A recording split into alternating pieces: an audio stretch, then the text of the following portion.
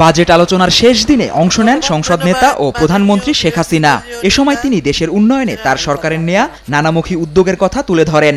আমাদের স্বাস্থ্য, শিক্ষা, যোগাযোগ ইত্যাদি সকল ক্ষেত্রে প্রয়োজনীয় অবকাঠামো নির্মাণ করে উন্নয়নকে আমরা দৃশ্যমান করেছি। বাজেট বাস্তবায়নে নানামুখী চ্যালেঞ্জের কথা স্বীকার করে নিয়ে প্রধানমন্ত্রী শেখ হাসিনা বলেন, চ্যালেঞ্জ মোকাবিলা করেই দেশকে এগিয়ে নিয়ে যাচ্ছে সরকার। কেউ কেউ বাজেটকে উচ্চ অভিলাষী বলেছে, কেউ বলছে ঘাটতি বাজেট।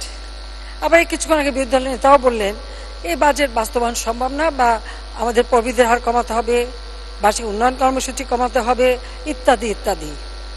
এবং এই চ্যালেঞ্জ নেবার মতো সক্ষমতা আছে কিনা? মাননীয় স্পিকার, চ্যালেঞ্জ নেওয়াটাই তো আমাদের কাজ।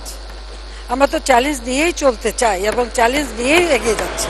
সাম্প্রতিক বিশ্ব পরিস্থিতি, যুদ্ধ, নিষেধাজ্ঞা, পাল্টা নিষেধাজ্ঞার কথা তুলে ধরে সংসদ নেতা বলেন, বিশ্বব্যাপী মূল্যস্ফীতি থাকা সত্ত্বেও দেশের মানুষের কষ্ট লাঘবে নানামুখী উদ্যোগ নিয়েছে সরকার। চলতি বছরের শেষ নাগাদ মূল্যস্ফীতি নিয়ন্ত্রণে আসবে বলেও আশাবাদ ব্যক্ত করেন প্রধানমন্ত্রী। আমরা এই বিশ্বব্যাপী অর্থনৈতিক মন্দা থেকে উত্তরণ ঘটানোর জন্য বিগত 2 বছর ধরে আমরা সংকোচনমূলক মুদ্রানীতি ও সহায়ক রাজস্ব নীতি অনুসরণ করে নানাবিধ পদক্ষেপ হাতে নিয়েছি।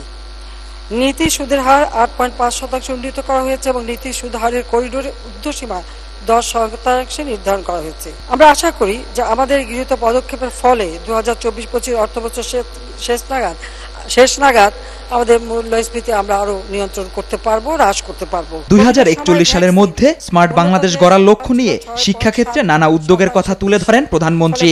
আমরা ইতিমধ্যে প্রাথমিক, ইবতেদায়ী, মাধ্যমিক, দাখিল ভোকেশনাল ও এসএসসি ভোকেশনাল স্তরে 2010 সাল থেকে 2024 সাল পর্যন্ত 465 কোটি কপি পাঠ্যপুস্তক বিতরণ করা হয়েছে। এটা আর কোন সরকার কোনদিন করতে পারেনি। প্রায় 1495টি সরকারি প্রাথমিক বিদ্যালয় স্থাপন করা হয়েছে।